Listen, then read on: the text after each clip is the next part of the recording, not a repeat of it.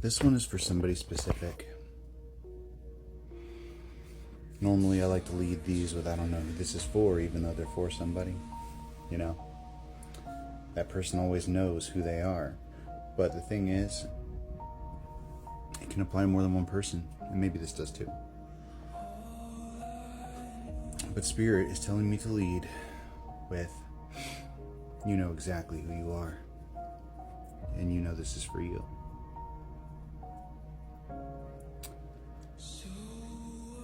I don't even need to give you the synchronicity that would make sure you know. Because in this moment, you already have that drop in your gut. Like you're going down a roller coaster. Because you already know this is for you.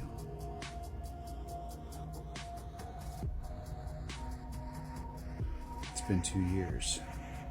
Maybe almost 2 years. 2 years in September. Since you've known me. And it's been so many times. The Spirit has put it to you in a way that you can understand. So many times that should have removed your doubt. So many times that you should have been able to trust Spirit and let go of your judgments and your definitions and your semantics. And it's ironic that you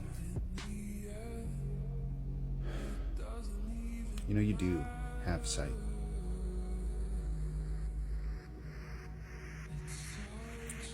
You really do. But you limit it with your own judgments, with your own ideas, with your own thoughts. And everybody has their own truth. Your problem is that you denounce others' truths. You look for monsters where you should see men.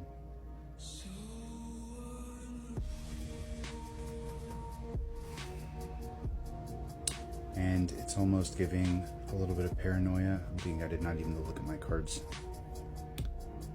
It's almost giving a little bit of paranoia too.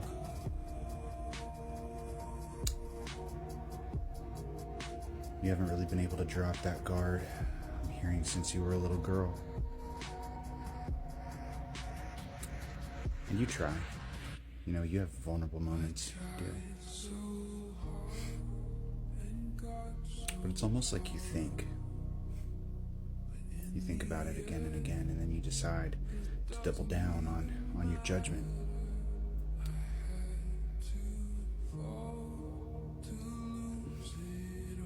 And the dangerous thing about people that are educated is it gives them this idea that they're right because they've studied longer, because they know more, because they've been around the block a couple times. You have this idea that because you have time and experience, that you must be right. That somebody younger and less experienced will always take a back seat to you. When in reality, that younger, more inexperienced person has a lighter heart and an open mind, and they lack the scales that you prefer to leave on your eyes.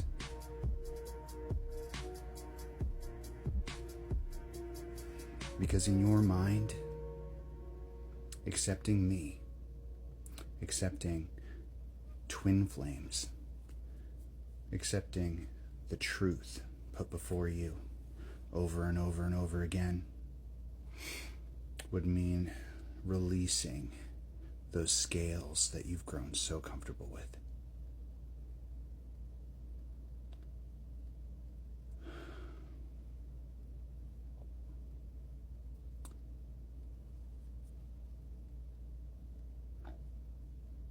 And, maybe we've always been here to teach each other in our own way. And I think some people only learn from fisticuffs, not physical fisticuffs. I'm talking these tete-a-tetes, these one-on-one, like, I'm going to say something and then you'll think about it for 6 months and then finally respond. And then, we'll keep doing this every once in a while when it's divinely ordained. Divine ordinance.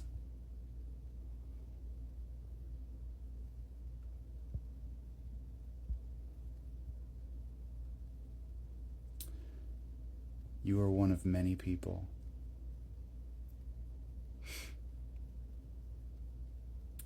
who is unable to change their perception of the world, of the people in it,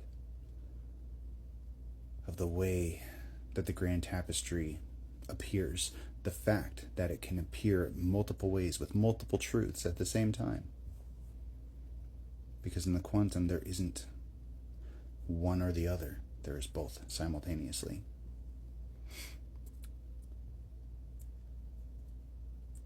And you might even be able to see that if you try.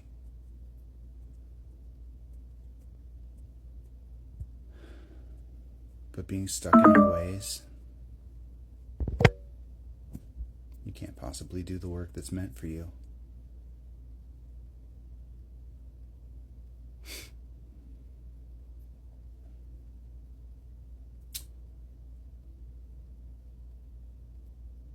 Unless you open your mind.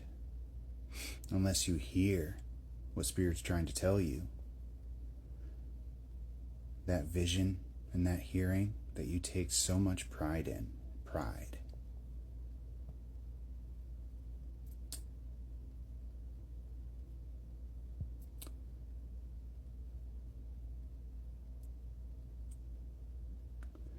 Think about what you could do with it.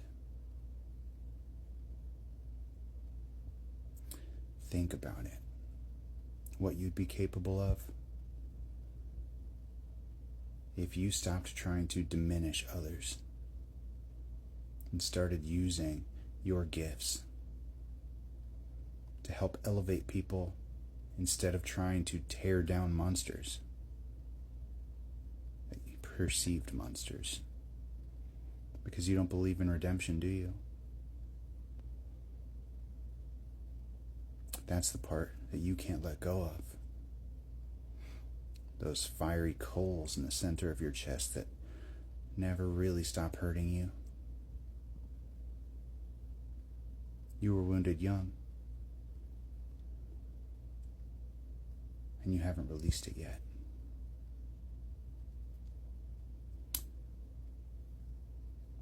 And this is Spirit letting you know that you have so much in front of you. You have so much that you can do here. And that pride in your gifts and abilities isn't a bad thing. But you're supposed to be an angel, not a hunter. And you've been wrong. You've been wrong before. And you made men into monsters when they didn't do anything. Something that I had to learn was that I'm right most of the time, but not always. You can't just think that you're always right. Even if you have a great track record, even if you trust your instincts, even if your spirit team is telling you that, because we already know, as it was demonstrated in this journey, sometimes they'll tell you whatever you need to hear in that moment, and sometimes it's a test to see what you'll choose. Will you choose to make this guy a monster? Or will you choose to believe that he can be saved? Will you choose to believe in something that you don't understand because it uses words that you don't appreciate?